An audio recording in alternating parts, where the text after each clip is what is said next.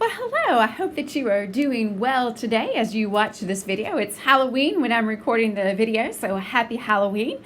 I hope you have a great Halloween, or if Halloween has passed when you watch this video, I hope that you had a great Halloween. In this video, we are looking at sections 4.1 and 4.2. So let's get started. Number 1 asks us to decide whether or not the function is one-to-one and then to give a reason for our answer. In parts A and B, we have a graph. So one-to-one means that each x is paired with one y and only one y, and no y is repeated. So what happens is each x is paired with one y and each x is paired with a different y. With graphs, we look at what we call the horizontal line test. So if I draw a horizontal line anywhere on part A, notice that the horizontal line only touches that graph at one point at a time. And so yes, this one is one-to-one because it passes the horizontal line test.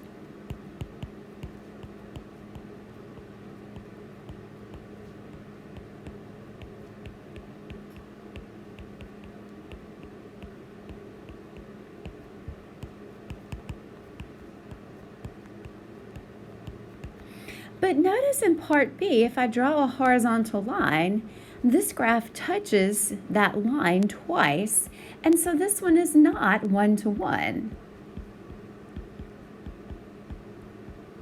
because it does not pass the horizontal line test.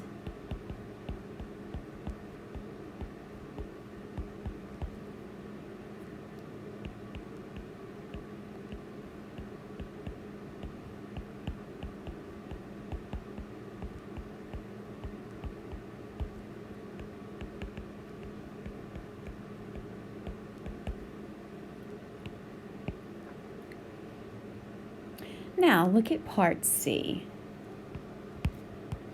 In part C, we have a function that's given to us, and we have the expression that's used to represent that function. Well, with this one, because I see this x squared, that typically tells me that this one is probably not one-to-one. A general rule of thumb is that if you have an even power of x, your function is not one-to-one. Now, there are exceptions to that rule, but that's kind of a general rule of thumb. Remember that the graph of an x squared minus 2x plus 8, that graph is a parabola. And the parabola either opens up or down, depending on the number in front of the x squared, which here is understood to be a positive 1 in front of the x squared, and so that parabola opens up. Knowing that, I can use the horizontal line test, and this graph does not pass the horizontal line test, and so it is not one-to-one.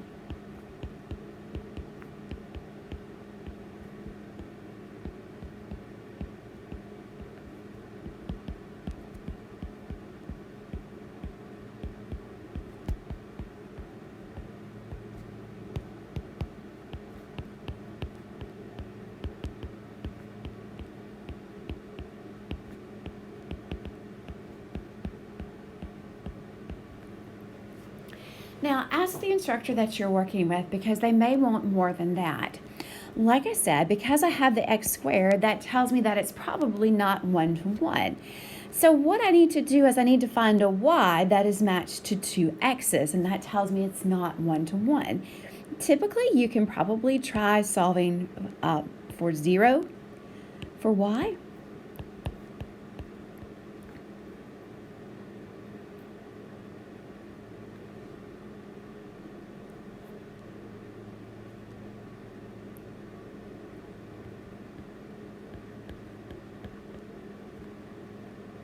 And I think this one is actually not going to touch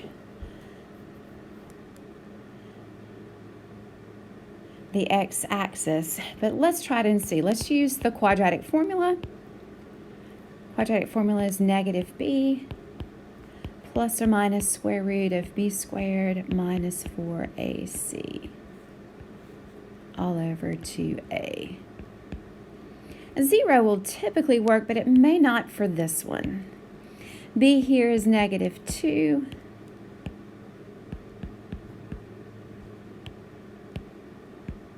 Negative 2 squared. A is 1. And C is 8.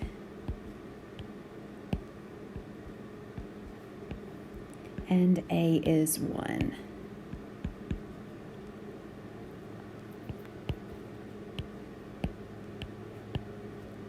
And so I'm going to simplify that. A negative and a negative makes a positive. Negative 2 squared is 4, and then 4 times 1 times 8 is 32, so minus 32. And 2 minus 32 is negative 28. Now, because I've got this negative under that root, that tells me that this one is not going to touch the x-axis. So 0 doesn't work here. And I started to stop the video and redo it, but I decided to show you what happens in case you're working with a problem like this. So what I'm going to do is I'm going to find the vertex. Remember, to find the vertex, the formula that we use for our x is negative b over 2a. And so b here was negative 2. And a here is 1. And so that gives us 2 over 2, or 1. And as we were graphing, when we made our table, I mentioned to you that it's good to find 5 different points. And we start with the vertex. And we typically find 2 points to the left of the vertex and 2 points to the right of the vertex. So a number less than 1 would be 0, and a number greater than 1 would be 2. So let me plug in 0 for x.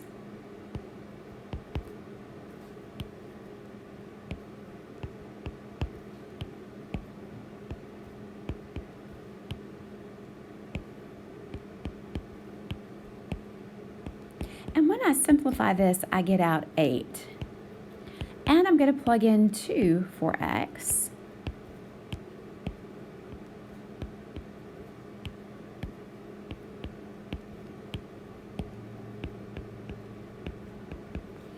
And notice again, I'm going to have 4 minus 4 plus 8, which is 8.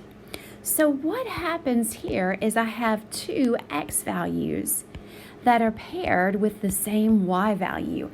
And because I have 2 x's paired with the same y value, this tells me that this one is not 1-to-1.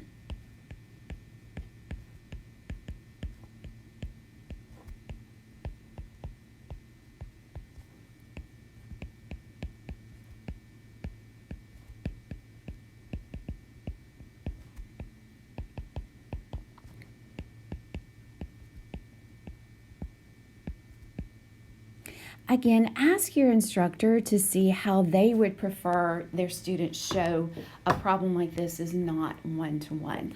I like the graph because it's a lot simpler with that horizontal line test.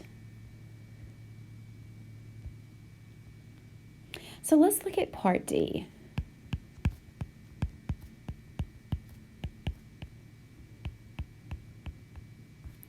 The basic shape of this one is a ray.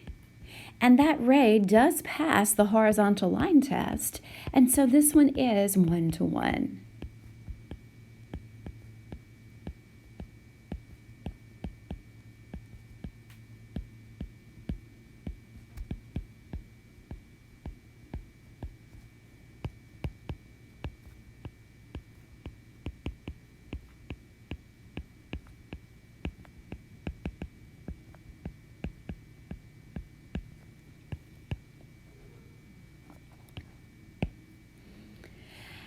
I could also make a table and I could start plugging in values. I'm going to start with -3. You could do -2, -1, 0, and maybe 1 and see what happens.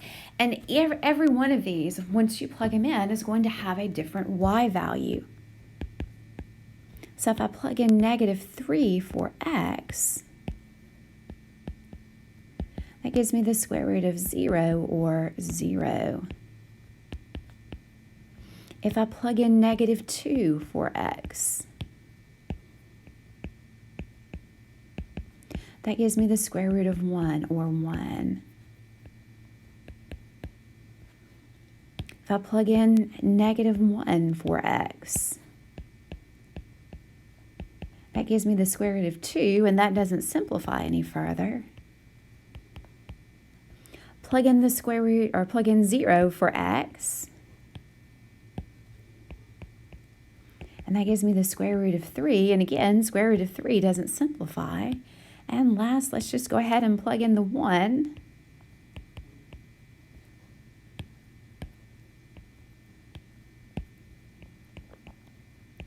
And that gives me the square root of 4, or 2. And I could keep plugging in x values, but notice every x has a different y. And so this one is also 1 to 1.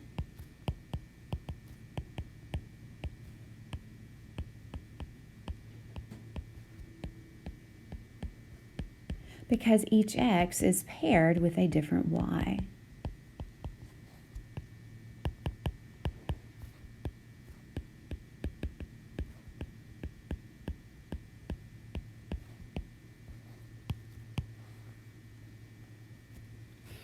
By the way, plugging in the points like we did up here would also allow us to get a graph, and you can see from the graph that it passes the horizontal line test.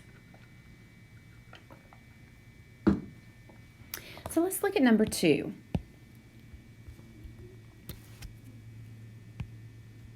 Number 2 asks us to decide whether or not these two functions are inverses of each other. So inverses means that the x and the y values are switched. What we do is we first find f of g of x. And if that equals x, then we find g of f of x. And if both of these equals x, then we do have inverses. So let's start with f of g of x. So this means I put g inside of x, of f.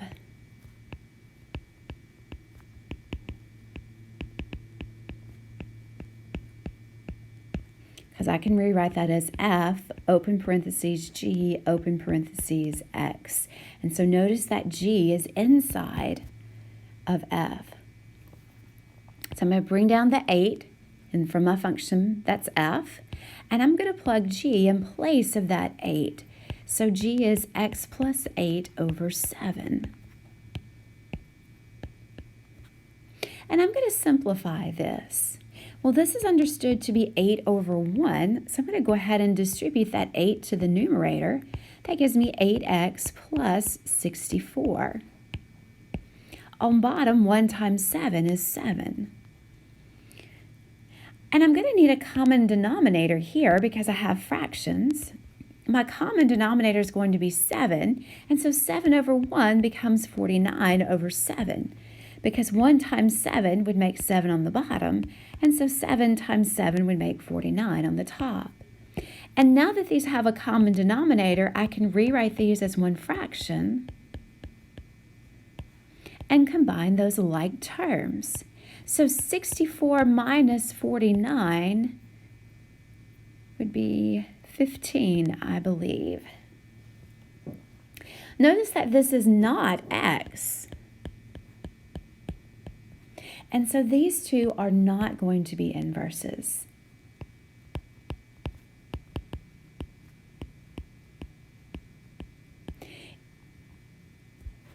Talk with your instructor again. But typically, if you don't get an x out of the first time, the f of g of x, then you shouldn't have to do g of f of x as well. Let's look at part B. We have f of x equals 2x plus 4, and g of x is 1/2 x minus 2. So first, I want to find f of g of x. I can rewrite that. The f goes on the outside, open parentheses g, open parentheses x. So what that tells me is I'm going to put g in place of f.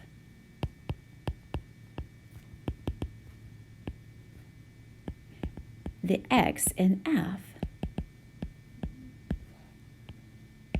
So I bring down my 2, and I'm going to plug g in place of that x in f.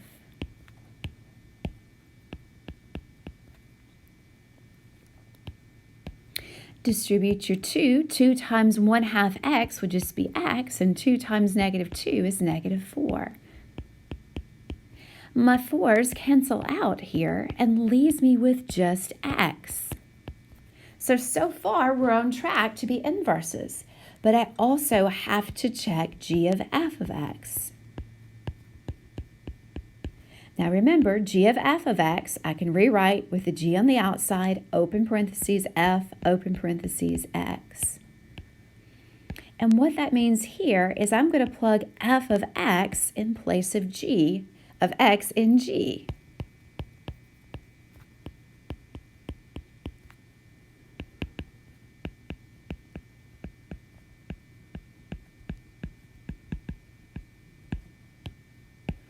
And so g, we had 1/2, and then I'm going to plug f in place of x. So f of x was 2x plus 4. And then don't forget about the -2 in the g of x. Again, distribute here.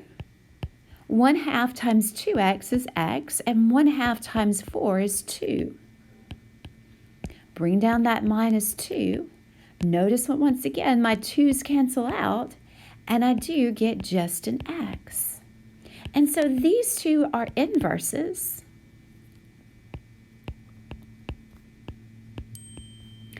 Because composition yields x.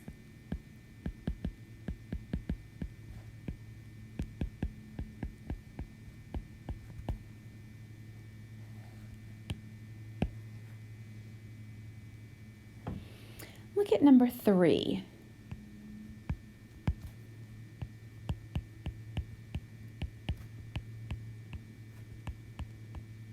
Our directions ask us if the function is 1-to-1 to find its inverse. Well, this is a cubic equation, and a cubic equation has a basic shape something like this. Now, some are going to have more of an S, and some are going to have more flat. This one is more flat, and it does pass the horizontal line test, so it is 1-to-1. To find the inverse, we replace f of x with y, because f of x is the same thing as the y value. We switch the x and the y.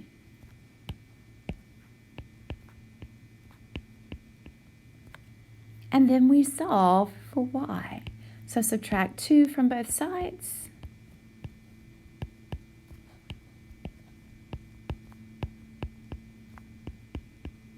To get rid of the cube, we take the cube root.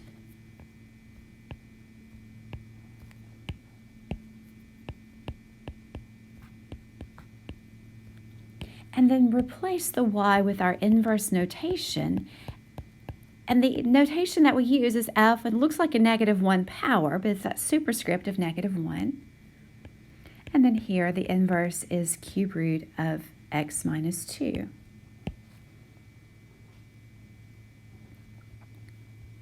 So look at part B.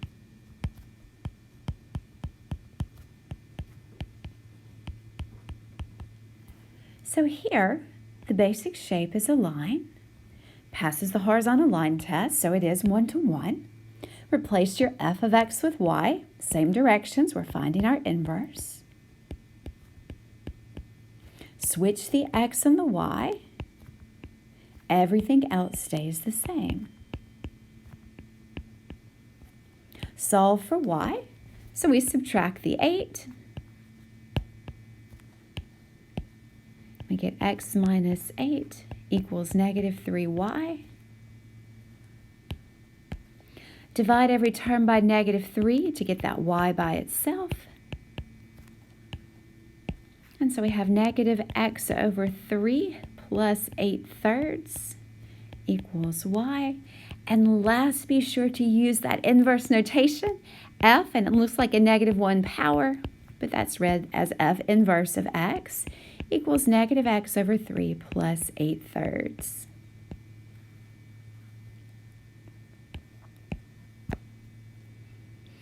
That brings us to number 4. In number 4, we have a function, 5 to the x. This is an exponential function because our x is in our exponent, and we're asked to evaluate. So here we have f of -1. Well, that means I plug in -1 in place of x.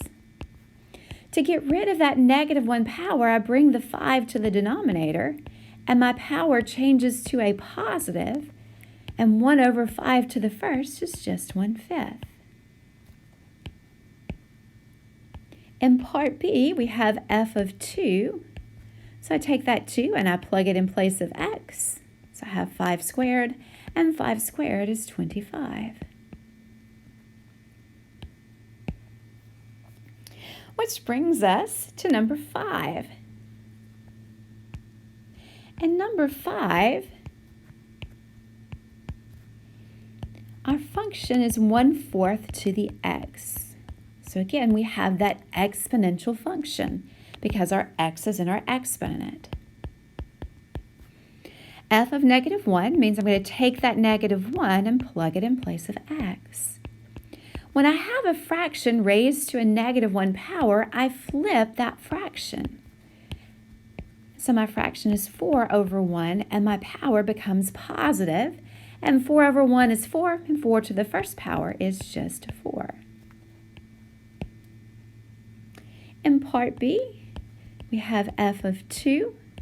So I'm going to plug in 2 for x.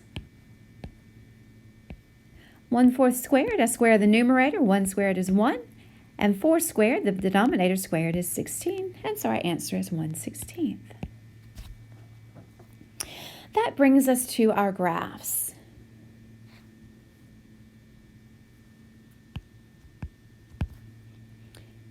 In part A of number 6, we have y equals 4 to the x. Now, many times with the graph, what I tell my students is to plug in -2, -1, 0, 1, and 2 with these exponential functions. It will work for the problems that the students will see. It doesn't work for all the problems in math, but it will work for the problems that the students will see. So I plug in -2 for x. 4 to the -2, you can type that into your calculator or bring that 4 to the denominator, becomes 4 squared to get rid of that negative power. And 4 squared is 16, so I have 1 over 16. Plug in -1 for x. Again, bring that 4 to the denominator to make that power positive. We have 1 over 4 to the first, which is 1/4.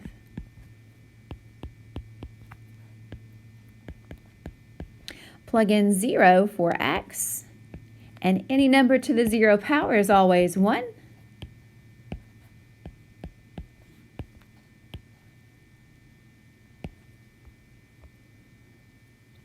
Plug in 1 for x, and 4 to the first power is 4. And last, plug in 2 for x, and 4 squared is 16.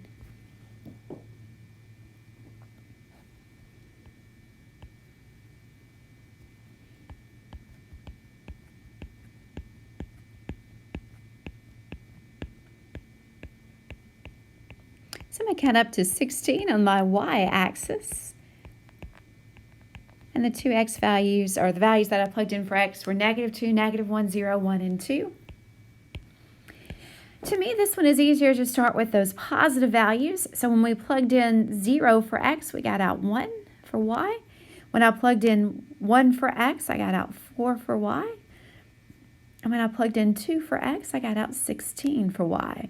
So notice that this graph goes up to the right. When I plugged in 1, I got out 1/4. And when I plugged in -1, I got out 1/4. And when I plugged in -2, I got out an even smaller number. So notice what happens here is this graph just kind of hugs that x-axis. It doesn't touch it. It doesn't turn and come back up. It's like it just almost hugs that x-axis. Our domain for this one, we have an arrow on the left. That means the values keep getting smaller and smaller. That's negative infinity. We have an arrow on the right side. Yes, it points up, but it's also on the right side, so our values get bigger and bigger, and our graph is continuous, and so our domain is negative infinity to infinity. For the range, we have an arrow that points up, so I know that that range is going to go to infinity. Notice that this graph never goes below the x-axis. The y value of the x-axis is 0. And because it never touches the x-axis, the range gets a parenthesis here. Let's look at part B.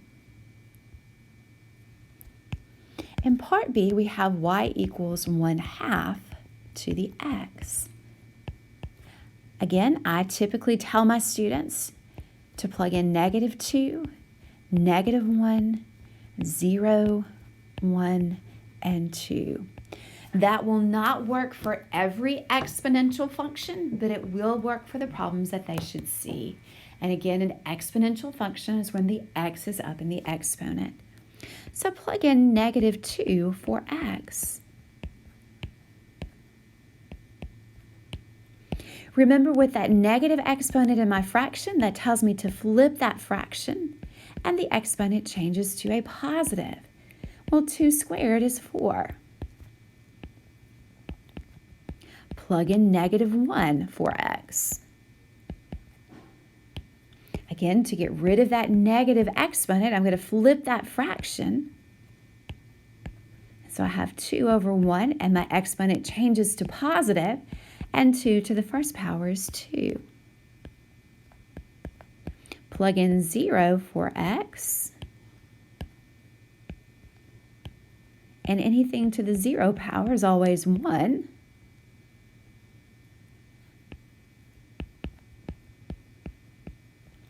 Plug in 1 for x, and 1/2 to the first power is just 1/2. And then last, plug in 2 for x. And 1/2 squared is 1/4.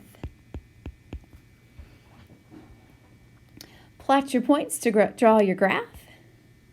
Our largest y value is 4, so I'm going to count up to 4 on that y-axis. The smallest x that I plugged in was -2, and the largest x was 2.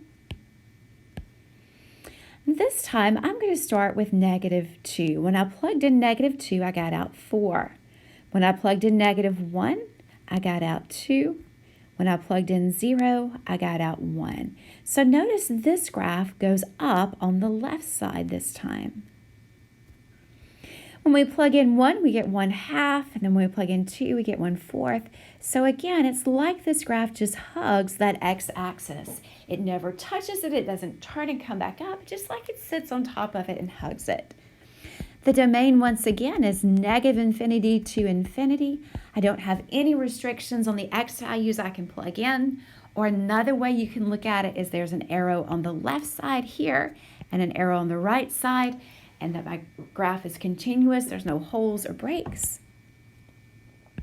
And then for my range, I have the arrow that goes up on the left side, so it goes to positive infinity. And again, this graph never touches the x-axis. The y-coordinate of any value on the x-axis is 0, and so our range is 0 with a parenthesis to infinity.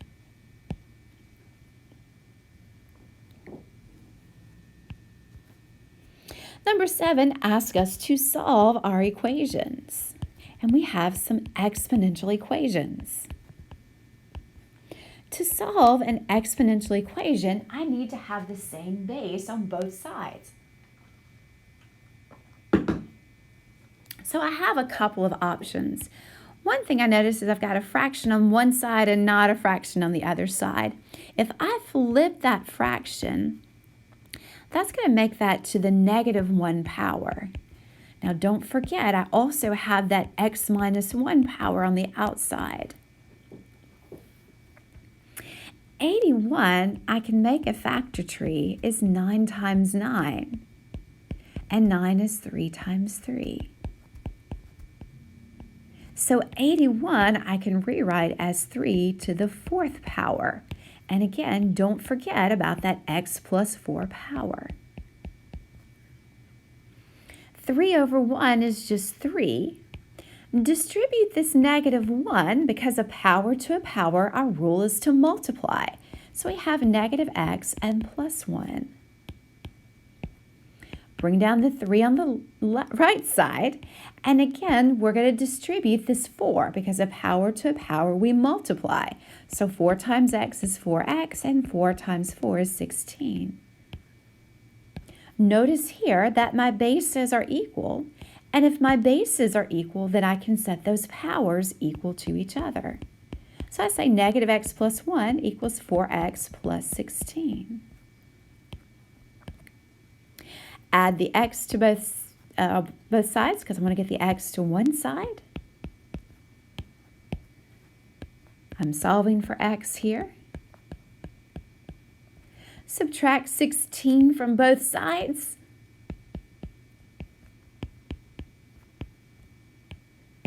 Gives us negative 15. And last, divide both sides by 5. And we get that x is negative 3.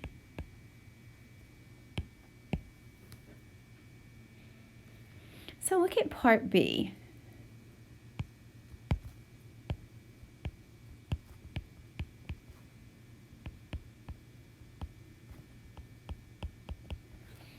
Again, I have an exponential equation because my x is in my exponent on both sides of that equation.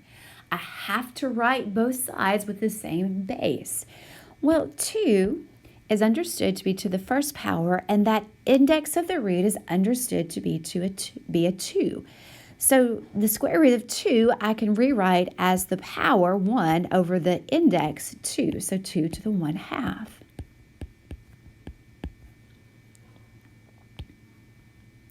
If I make a factor tree for 32, 32 is 4 times 8, 4 is 2 times 2, 8 is 2 times 4, and 4 is 2 times 2. So I can rewrite 32 as 2 to the 5th because there's 5 2's in that factor tree. Remember, a power to a power, we multiply. So 1/2 times x is 1/2 x, or x over 2. On the right side, again, power to power, we multiply. So I distribute that 5, gives me 5x and plus 5. Notice once again that my bases are equal, and since those bases are equal, I can set those powers equal to each other. So I have x over 2 equals 5x plus 5. Go ahead and multiply every term by the LCD to get rid of that fraction. Our LCD here is 2, or 2 over 1.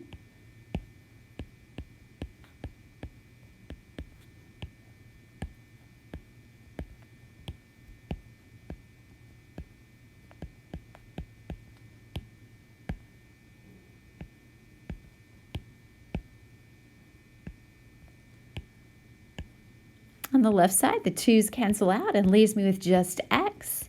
2 times 5x is 10x, and 2 times 5 is 10. Move your x's to the same side, so subtract the 10x from both sides.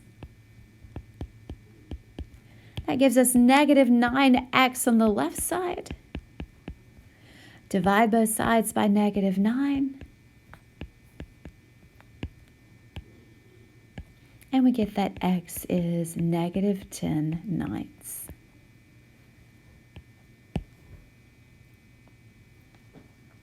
Now look at part C. Part C is different because our x is a base this time and not a power. To get rid of that 3/4 power, I can raise both sides to the 4/3. That's the reciprocal. power to a power, I multiply, and so the 3's cancel out and the 4's cancel out, and leaves me with just x. On the right side, the 3 tells me my index, so this would be the cube root of 8, and the 4 tells me my power. And so I raise that to the 4th power. Well, the cube root of 8 is 2, and then 2 to the 4th power is 16.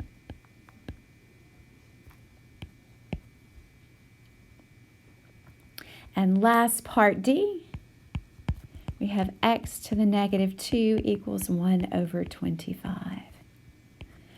The first thing I want to do is get rid of that negative exponent, so I bring that x to the denominator and my power changes to a positive. My LCD here would be 25x squared. So I'm going to multiply both sides by 25x squared, or 25x squared over 1.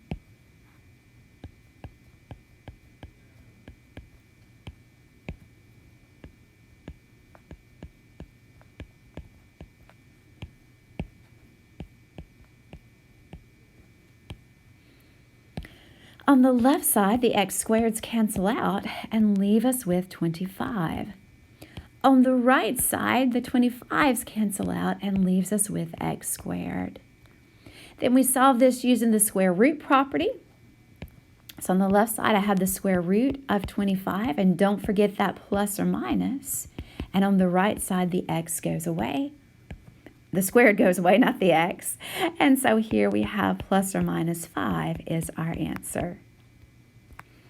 I hope this helps as you prepare to help our students with sections 4.1 and 4.2. As always, if you have questions, let me know. Otherwise,